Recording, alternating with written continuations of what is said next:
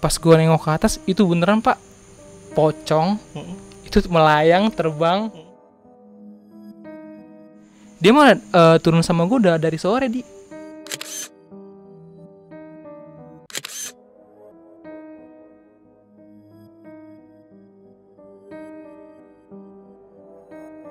Assalamualaikum, selamat malam teman-teman. Balik lagi di Lentera Malam bareng gue Jamal. Dan sekarang kita lagi ada di segmen Saksi Misteri. Di samping gue udah ada narasumber yang pengen ceritain pengalaman horornya di sini. Jadi kita kenalan dulu sama narasumbernya. Bang, boleh dikenali? Iya. Malam, nama gue Aldi, umur gue 26 tahun. Gue salah satu karyawan swasta di Jakarta. Oke. Nih lu mau nge-share cerita pengalaman horor apa nih buat teman-teman? Gue mau share cerita pengalaman horor gue di gunung sih. Di gunung apa nih? Di Gunung Merapi. Di Gunung Merapi. Iya. Oke, kalau gitu. Oke, sebelum teman-teman dengerin ceritanya, teman-teman saksiin dulu yang berikut ini.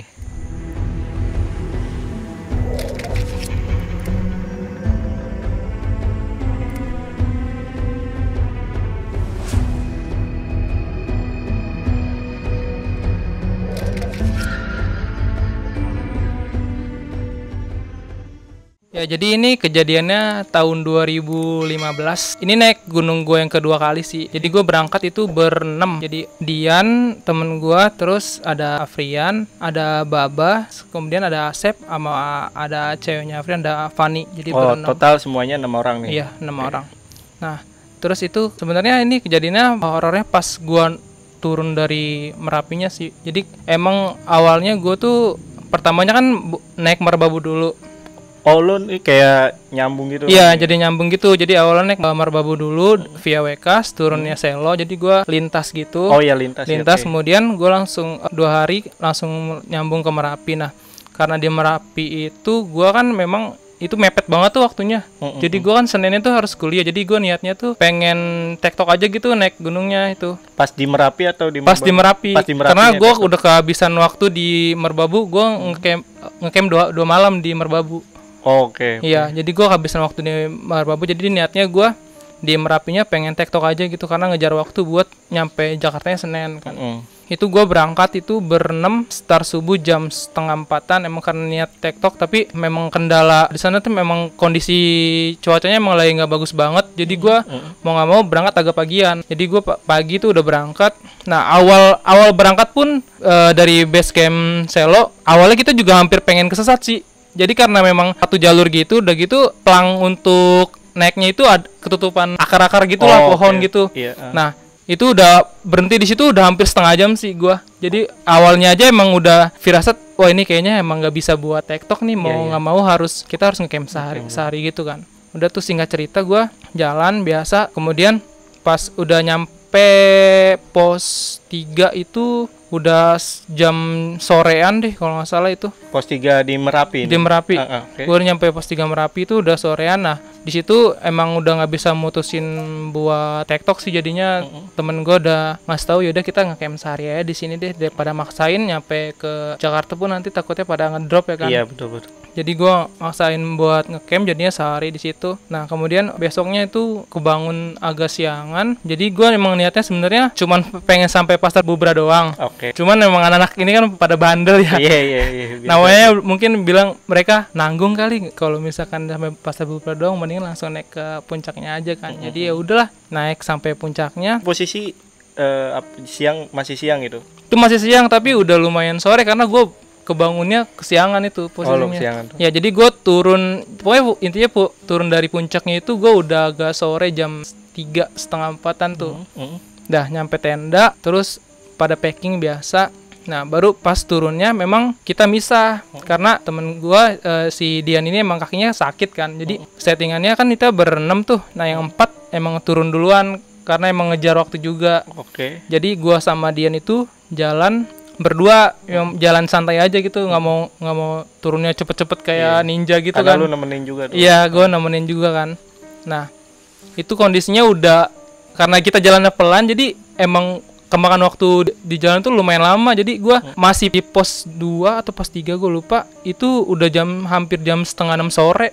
setengah 6 sore. Jadi emang udah posisi udah agak gelap banget gitu. Itu sisa gue berdua doang sama Dian, dan emang hawanya udah gak enak banget gitu karena gue satunya gue capek juga. Udah gitu emang salahnya pas gue turun itu kondisinya ya makanan, rokok gitu udah pada dibawa. Dibawa Ke bawah sama teman gue berempat itu. Jadi gue kondisinya ya udah jalan nggak mikir apa-apa gitu. Jadi kosong aja gitu. Iya, biasanya kan kalau turun kan santai aja sembari ngerokok kan. Tuh udah jam 5:30 tuh. Nah kondisinya emang udah capek, gue ngeres sebentar tuh sama Dian berdua. Nah pas gue lagi ngeres ada orang yang ngelewatin gue. Oke. Dari belakang. Set. Terus gue ya udahlah, mungkin gue mikirnya orang biasa doang lewat kan. Nah lengkap tuh dengan tuh itu bener-bener gue real banget itu orang gitu. Iya. Itu bener-bener orang gue lihat kan. Turun. Ya udah gue akhirnya nggak ngirauin lah, kata gue itu orang doang. Gue lanjut jalan lagi tuh pelan tuh santai sampai maghrib tuh. Nah pas maghrib gue ngeres lagi karena emang posisinya udah agak malam kan. Pas maghrib itu baru tiba-tiba orang yang ngelewatin gue lagi, ngelewatin gue itu dia tiba-tiba ngelewatin gue di belakang. Padahal gue nggak ketemu sama dia pas di jalan turun itu. Oh jadi sama percis banget. Dia tanpa ngomong apapun gitu. Misalnya kan biasa kalau orang lewat kan ngomong kan misi bang lewat gitu kan. Naik gunung tuh biasa tuh ya kan kalau ngelewatin orang tuh. Ya. Misi. Jadi gue di situ yang kedua kalinya gue sempet kaget karena gue ngeliat pas dia lewat tuh, gue mikir ini kayaknya gue nggak ngelewatin orang ini deh. Terus ya udah gue ngeres dulu sebentar itu karena kaget juga sih. Terus gue lanjut lagi 15 menit baru gue lanjut turun lagi. Nah pas gue turun lagi, nah tiba-tiba orang itu ngelewatin gue lagi sampai 3 kali. Ini sampai 3 kali. Sampai 3 kali dia ngelewatin gue. Jadi gue nggak ketemu sama dia di jalur. Iya. Jadi dia pas gue lagi ngeres lagi dia tiba-tiba muncul lagi dari belakang. Iya. Karena itu, kan kalau gunung kan satu jalur. Iya gitu satu kan. jalur. Merapi kan emang juga. Jalurnya emang terjal gitu kan. Dulu satu jalur doang kan. Gue terus pas yang ketiga kalinya gue sama teman gue kayak udah lihat-lihatan gitu. Maksudnya ngasih kode lah. Kayaknya aneh deh ini deh gitu maksudnya. Iya tahu. Ya udah gue bilang, yaudah kita jalan aja lagi kan. Gak usah mikirin dulu. Ya udah tuh gue langsung bablas turun ke bawah sampai nyampe akhirnya itu di pos 1 gue jam 7-an. Karena gue juga udah deg-degan kan, takutnya di bawah, namanya gunung kan kita nggak tahu ya. Betul. Di bawah sesat atau kayak gimana. Gue bablasin aja lah, udah kita nggak usah pakai ngeres lagi lah. Nah pas gue nyampe di pos 1 terus jalan lagi udah mau nyampe base camp tuh kan, di Merapi kan ada kayak tempat makan tuh yang pokoknya jalur setapak. Nah kalau jalur setapak itu kan sebelah kirinya tuh kayak ada tempat makan gitu dah. Tempat makan. Nah itu gue ketemu temen gue yang berempat itu. Oh lo ketemu dia nungguin di situ tuh. Ya gue ketemu tuh. Terus nah pas gue turun itu gue ngeliat orang yang lewatin gue. Oh lo ngeliat tuh dia ada di situ. Dia ada di situ. Oke. Lagi istirahat. Terus gue iseng kan nanya sama temen gue, Dul, lu lihat orang ini dari kapan? Nah pas jawaban teman gue ini, dia mah turun sama gue udah dari sore di. Jadi ini nih orang yang lu lihat itu sebenarnya udah turun. Udah turun sama temen gue dari sore. Waduh. Nah di situ gue langsung kayak, oh ini ya udahlah, kata gue nggak mau ceritain di tempat kan. Gue cuman gue cerita sama Dian doang, yang tadi dikasih tahu sama temen gue. Ya orang ini emang udah turun dari sorean. Ya udah gue bilang, ya udah di, gak usah dibahas dulu, nanti aja dibahas kalau udah nyampe Jakarta baru kita ngomongin. Itu sampai temen lu pun sadar ya, maksudnya juga ngeliat ya itu. Dia temen gue, jadi kata temen gue ini, dia nyampe tempat itu lagi pada istirahat. Nah orang ini baru muncul buat istirahat, maksudnya baru sampai gitu. Nah yang gue nggak habis pikir, yang gue lihat asli pas di jalur itu beneran orang gitu. Emang settingan orang kayak, tapi dia nggak bawa keril ya. Oh dia nggak bawa keril? Nggak bawa keril, dia cuman bawa sling bag doang. Tapi dia sendiri dia. TikTok mungkin ya? Ya pikiran gue sih gitu. Jadi gue mikir nih orang TikTok kali ya, berangkat pagi baliknya sore ya kan, maghrib. Jadi gue nggak mikir kalau itu emang hal-hal aneh yang ada di gunung gitu. Tapi lu nggak penasaran apa gitu nanya ke orangnya langsung? gitu. Atau pas lewat pun lu nggak coba nyapa atau gimana? Jadi pas orang ini lewat yang pertama kali kan gue emang nggak begitu merhatiin mukanya banget kan. Jadi gue ya udahlah nggak mikirin banget kan. Nah yang pas kedua kalinya orang ini lewat, gue sempat ngeliat mukanya emang dia kaku banget gimana. Maksudnya biasa kalau orang kan ya gimana sih hawanya ya kan. Kalau ini dia emang diem aja gitu terus langsung tiba-tiba lewat set gitu. Tapi gue ngeliat mukanya emang dia kaku banget gitu. Sampai 3 kali pun sama. Sampai 3 kali pun sama gitu. Sama ya ekspresinya segala macam. Iya, yang 3 kalinya sih yang pas dia ngelewatin gue lihat-lihatan sama temen gue itu. Nah, mungkin nggak tahu sih gue itu mungkin dia turunnya cepet kali ya. Pas gue lihat ke depan lagi orang udah nggak ada. Oh, oke. Di Merapi itu pasar Bubrak istilahnya tuh pasar setan lah ya. Iya. Ya. Itu di situ lo nggak ada kejadian apa-apa di pasar Bubrak itu? Kalau kejadian malamnya sih paling, tapi itu gue sih cuma hawa-hawa doang sih. Jadi kalau pas malamnya cuma kayak ada hawa. Jadi tiba-tiba tenda gue tuh kayak nggak tahu geter atau gimana ya. Jadi kayak ada yang mindahin gitu. Jadi kan settingannya jadinya karena emang udah nggak bisa buat tektok, gue cuma buat 1 tenda tuh buat berenam orang. Oh, oke. Itu tendanya isi 4 deh kalau. Jadi udah gue tidur ambrekan itu 1 tenda itu. Nah posisinya pas malamnya tuh tendanya nggak tahu goyang atau apa, tiba-tiba pindah posisinya cuma sedikit doang. Oh, tapi gue nggak tahu itu karena emang pahawa gue mungkin karena capek. Oh iya. Jadi ngerasanya ini mah nggak pindah kali, tendanya di sini doang gitu. Agak-agak halu lah. Agak halu gue mikirnya, karena kan gue mikirnya kalau di gunung kan ya udahlah kita nggak usah mikir negatif aja dulu. Iya benar. Gitu bener. kan, Harus maksudnya itu. Positif aja dulu. Kalau misalkan emang udah kejadian apa-apa baru kita bertindak. Kalau misalnya emang baru sekedar kayak diistengin tenda pindah kayak gitu, ya udah mikirnya ya udah kita bikin tendanya di sini gitu. Iya. Gue nggak mau mikir yang aneh-aneh dulu soalnya.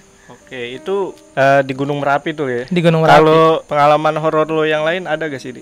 Ada, tapi bukan di gunung sih. Oh, bukan di gunung. Iya. Di mana tuh, Di? Di rumah gua sih. Boleh lah ceritain. Ini di sini sekarang. Gua sebenarnya ini kayak bukan bersifat dengan penampakan gitu ya yang gua rasain. Cuman ini kayak lebih ke arah santet sih kalau kata gua, atau yang iya gitu. Lo ngalamin sendiri gua. Gitu ya? Iya. Jadi rumah gua kan di Kebun Bawang kan. Nah, di kondisi rumah gua itu, rumah gua ada warung.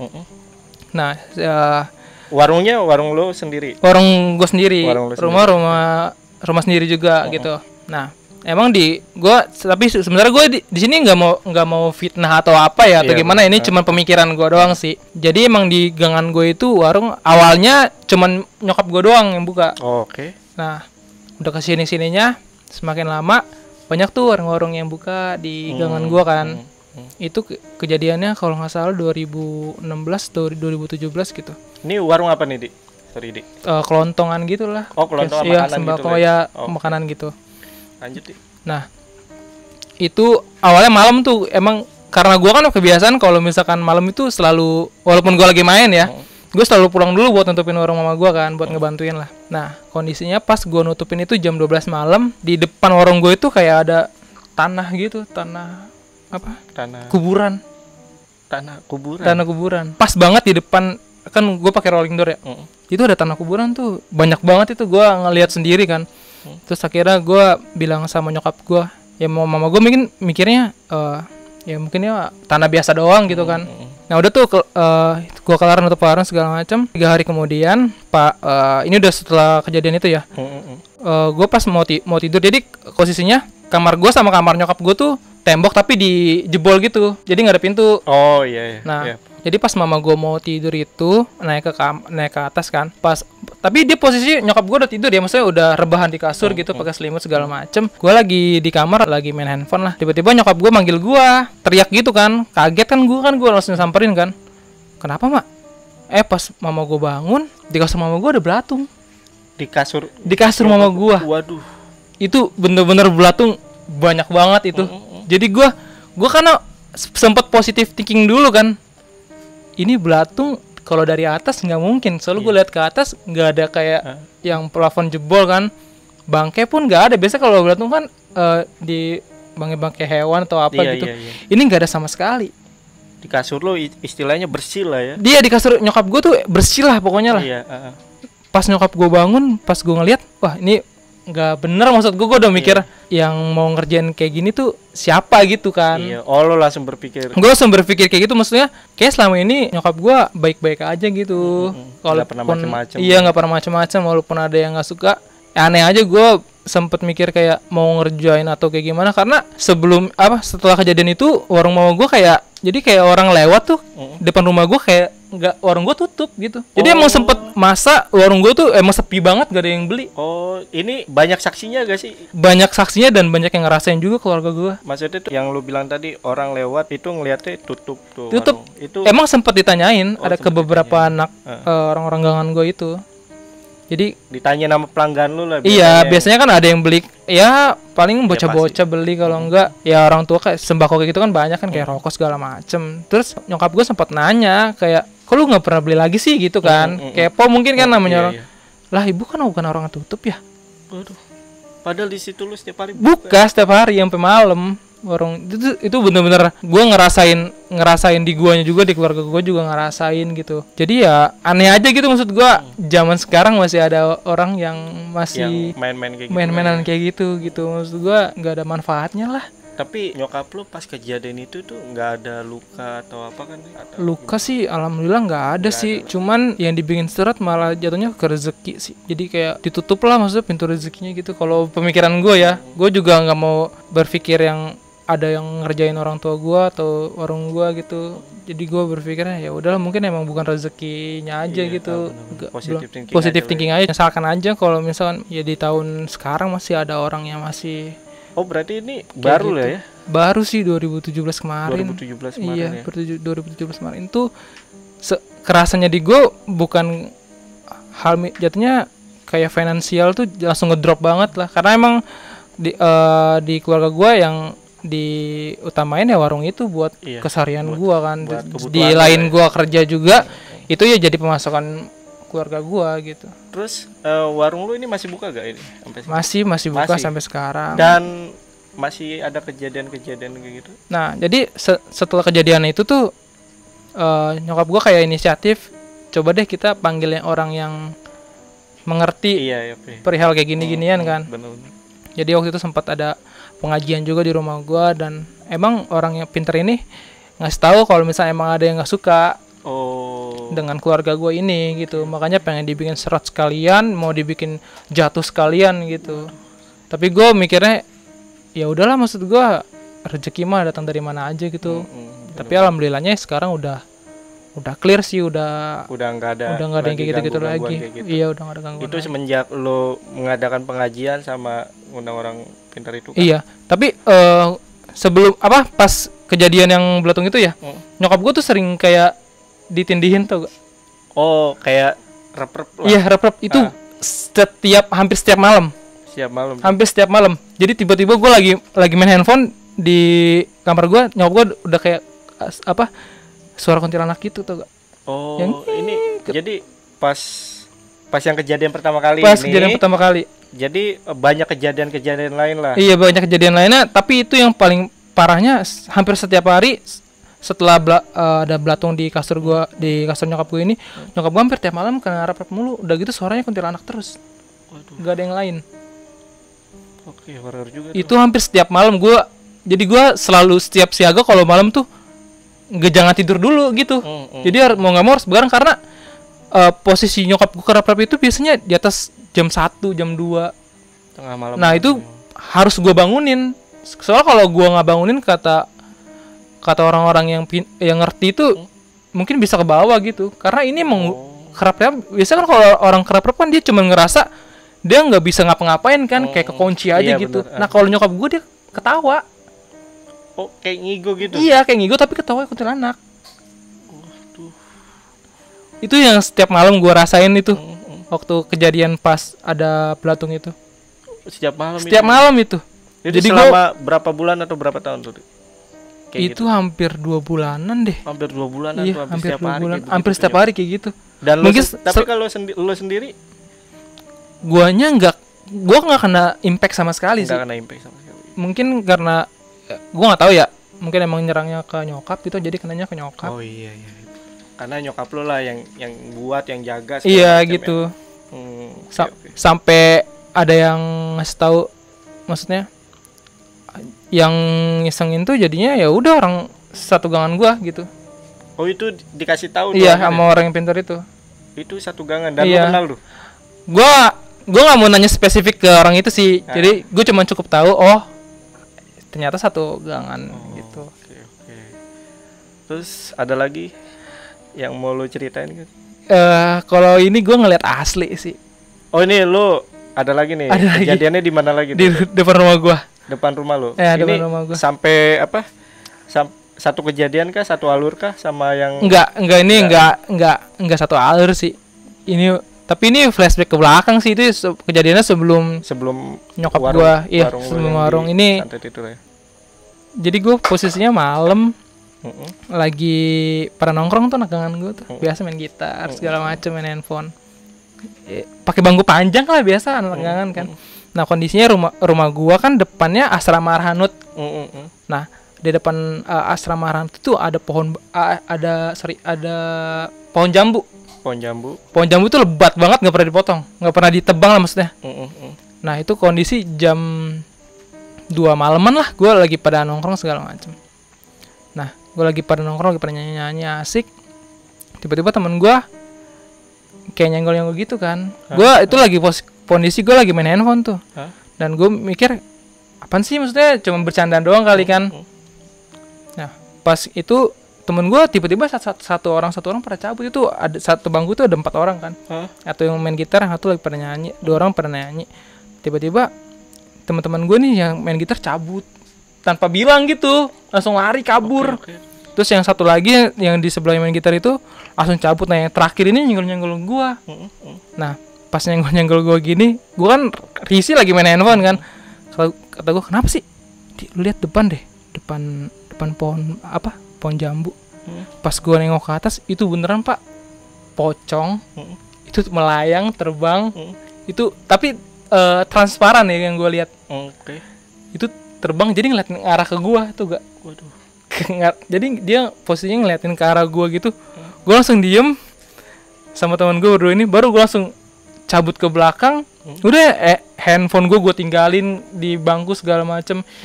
Itu yang gue aneh, soalnya pocongnya ngeliatin ke arah gua gitu. Gak ke temen lu, kan lu berdua nih? Iya, gak ke temen gua, tapi gua ngerasanya dia ngeliatin ke arah gua, udah gitu dia terbang posisinya. Kan aneh ya, maksud gua. Biasanya kalau terbang kan definisinya mungkin kuntilanak gitu kan. Ini dia posisinya terbang tuh pocong, udah gitu transparan banget. Yang gua lihat itu matanya merah sih, cuman karena mungkin transparan gak begitu ngelihat, tapi dia posisinya emang gimana sih pocong, terus dia posisinya kan di atas tuh di pohon, dia ngelihat ke bawah gitu. Mukanya kelihatan gak tuh? Serem banget pak. Hancur bener. Oh hancur ini. Hancur. Mukanya bukan yang polos. Ya gue malah merhatiin ke matanya. Karena matanya ngelihat banget ke gua gitu. Ini sampai disaksiin sampai 4 orang. 4 orang. Jadi teman gue yang 2 orang ini cabut aja gitu tanpa ngasih tahu gitu. Ini kalau dibilang sih temen lu jahat juga sih yang 2 orang itu. Jahat sih itu sih. Ninggalin lagi sayang-sayangnya. Iya. Si Aldi. terus tapi temen lu tuh baik tuh yang itu ngasih tuh dia setia tuh sama gua tuh. Ngasih tahu dia nggak mau ninggalin gua kan. Karena dia sayang sama lu. Sayang mungkin sama gue. Iya. Oke, ini ada lagi gak nih? Itu aja dulu ya. Mungkin itu sih yang pengalaman pribadi gue banget. Pengalaman pribadi lu ya. Tapi yang paling berkesan sih pas di gunung sih itu. Di gunung ya, karena lu ngerasain banget lah ya, feelnya itu. Feelnya sama gue ngeliat orangnya juga kaku banget. Merapi lagi kan. Merapi itu kan emang dibilang bisa dibilang gunung mistis juga kan. Iya betul. Oke, mungkin cukup lah ya cerita lu. Cukup mungkin. Kalau ada pengalaman lagi, coba next time lah kita sharing lagi ya. Lentera Malam. Siap. Oke, siap deh. Oh ya, ini saat ini lu sibuk apa nih, Di? Gue sekarang masih kerja sih di salah satu perusahaan swasta. Sama lagi lanjut kuliah juga. Lanjut kuliah? Iya. Kan gue lulusan D3 tapi gue lanjut ke S1 gitu. Ini pas pandemi gini gimana nih lu kuliah sama? Kuliahnya sih yang nyebelin sih, online semua jadinya. Online semua ya? Iya. Jadi nggak efektif lah ya? Nggak efektif, udah gitu jadi males gue kalau kuliah online itu. Iya benar. Susah buat diskusi segala macam. Ini semuanya sih kita ngerasain lah ya. Iya, Ini tapi teman-teman alhamdulillahnya Lentera yang Malam gue rasain, maksudnya gue Heeh. yang gue rasain ya gue nggak seperti yang orang-orang di share di medsos itu yang kena PHK segala macam. Alhamdulillahnya ya nggak sampai gue, jadi masih dalam kondisi ya udah kerja sesuai SOP standar normal biasa gitu. Ini kalau untuk sosial media nih lu punya gak nanti sharingnya di sini? Boleh, nama Instagram gue. Iya, Bu, di Instagram bro biasa itu. Nama Instagram gue susah dilupain underscore. Susah dilupain Underscore. Ini kayaknya puitis banget nih si Aldi ini. Enggak puitis. Cuman emang susah dilupain aja orangnya. Iya betul. Ya udah, mungkin cukup ya Di ya. Iya, itu mungkin. Dari cerita dari luar ini. Oke, ini buat teman-teman yang punya cerita atau pengalaman horor boleh share di email atau DM sosial medianya Lentera Malam, nanti kita ceritain, atau kalau mau datang ke sini boleh juga kayak si Aldi sekarang. Sekali lagi thank you nih. Thank you buat ceritanya. Ya, siap. Oke. Sukses buat kuliah. Sukses juga buat Lentera Malam. Semoga Thank you. subscribernya langsung naik, meningkat. Amin. Jangan lupa tuh subscribe sama ikutin sosial medianya Lentera Malam. Ya udah, kita sampai sini aja. Kita izin pamit. Selamat malam dan sampai jumpa.